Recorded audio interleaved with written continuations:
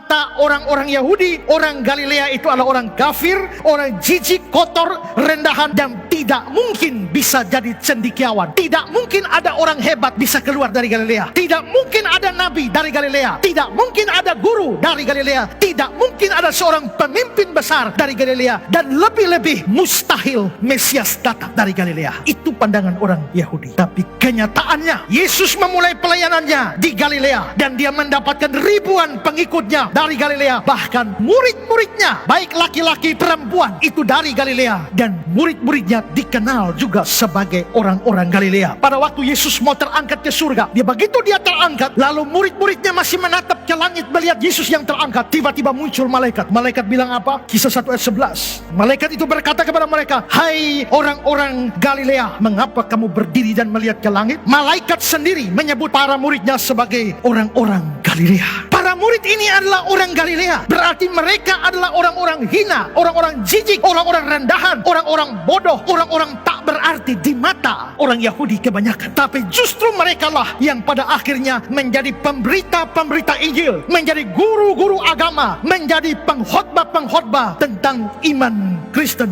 Dan setelah Yesus mati, bangkit, naik ke surga, mereka terus beritakan Injil. Orang-orang Galilea inilah yang diperintahkan, "Pergilah, jadikanlah semua bangsa muridku." Kepada orang-orang Galilea inilah dikatakan, "Kamu akan jadi saksi di Yerusalem, Yudea, Samaria, sampai ke ujung bumi." Dan Injil mencapai ujung-ujung bumi. Dari orang-orang bodoh, orang-orang hina, orang-orang yang dianggap jijik, orang-orang yang tidak dihitung oleh masyarakat waktu itu, Tuhan Yesus memakai orang-orang seperti ini untuk menggemparkan dunia. Dan sampai hari ini Injil boleh sampai kepada kita, tidak terlepas dari orang-orang bodoh, orang-orang hina, orang-orang yang dianggap jijik dan tidak ada apa-apanya. Dari sisi ini kita bisa belajar bahwa mereka yang dianggap bodoh, dianggap hina, dianggap tidak punya apa-apa, tidak punya kemampuan apa-apa, justru orang-orang seperti inilah yang Tuhan mau pakai sebagai alat di dalam tangannya untuk menyebarkan Injilnya. Rasul Paulus mengatakan dalam 1 Korintus 1, 27-28, "Tetapi apa yang bodoh bagi dunia dipilih Allah untuk memalukan orang berhikmat. Apa yang lemah bagi dunia dipilih Allah untuk memalukan apa yang kuat. Dan apa yang tidak terpandang dan hina bagi dunia dipilih Allah. Bahkan apa yang tidak berarti dipilih Allah untuk meniadakan yang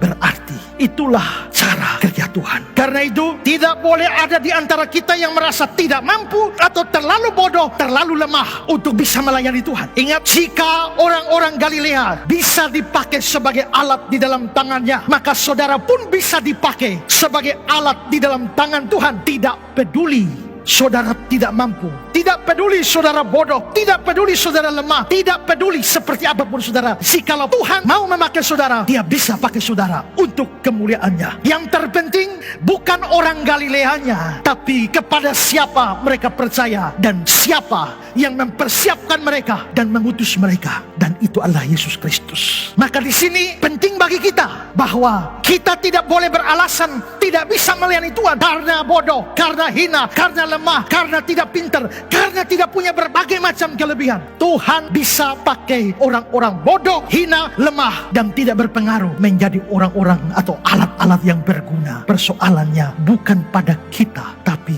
kita berada di tangan siapa. Itu penting. Saya pernah mengutip kata-kata seorang misionaris dari India, dan saya mau mengutip ulang. Misionaris dari India ini membuat sebuah tulisan yang bagus dengan judul "Tergantung di Tangan Siapa." Dia bilang, "Bola basket dalam tanganku berharga $19. Bola basket dalam tangan Michael Jordan berharga $33 juta.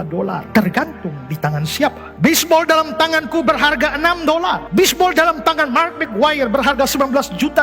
Tergantung ada di dalam tangan siapa. Raket tenis tak ada gunanya dalam tanganku. Raket tenis dalam tangan Venus Williams menghasilkan kemenangan dan kejuaraan dunia. Tergantung di tangan siapa. Tongkat dalam tanganku menghalau binatang buas. Tongkat dalam tangan Musa membelah lautan luas. Tergantung di tangan siapa. Katapel dalam tanganku merupakan mainan anak-anak. Katapel dalam tangan Daud merupakan senjata dahsyat yang menumbangkan Goliat. Tergantung di tangan siapa. 5 roti dan 2 ikan dalam tanganku menjadi beberapa potong roti isi. 5 roti dan 2 ikan dalam tangan Yesus memberi makan ribuan orang. Tergantung di tangan siapa. Paku-paku dalam tanganku menghasilkan sarang burung. Paku-paku dalam tangan Yesus Kristus menghasilkan keselamatan bagi segenap umat manusia tergantung di tangan siapa. Karena itu saudara, kau lihat sekarang segala sesuatu tergantung di tangan siapa. Jadi serahkan masalahmu, kekhawatiranmu, ketakutanmu, harapan-harapanmu, impian-impianmu, keluargamu, kawan serta sahabat-sahabatmu dalam tangan Tuhan. Sebab segala sesuatu tergantung ada di dalam tangan siapa. Kita memang lemah, kita memang hina, kita memang bodoh, kita tidak punya kemampuan dan kelebihan, tidak ada keistimewaan. Tapi jikalau kita ada di tangan Tuhan dan Dia mau memakai kita, maka kita bisa dipakai menjadi alat yang begitu ajaib. Kita tidak pernah bayangkan orang-orang yang dianggap hina dari Galilea itu, seperti Petrus dari Galilea, bisa berkhotbah, 1 kali berkhotbah 3.000 orang bertobat. Kita tidak bisa bayangkan bahwa mereka yang begitu rendah di mata orang lain, justru Tuhan pakai secara hebat untuk menyebarkan Injilnya. Karena itu, jangan ada di antara kita yang rendah diri. Jangan ada di antara kita yang merasa tidak bisa dipakai Tuhan hanya karena punya banyak kekurangan. Sekarang tergantung kamu di tangan siapa. Ingat, Tuhan tahu kelemahan saudara, Tuhan tahu kekurangan saudara, persis seperti Dia tahu kelemahan dan kekurangan para murid-murid Galilea itu. Tapi itu bukan halangan baginya untuk bisa memakai mereka sepanjang mereka bersedia dipakai olehnya sebagai alat. Dan ternyata terbukti mereka dipakai untuk menggoncangkan dunia ini. Kalau saudara punya kekurangan atau kelemahan, jangan jadikan itu sebagai alasan untuk tidak melayani Tuhan. Karena faktanya Tuhan justru memanggil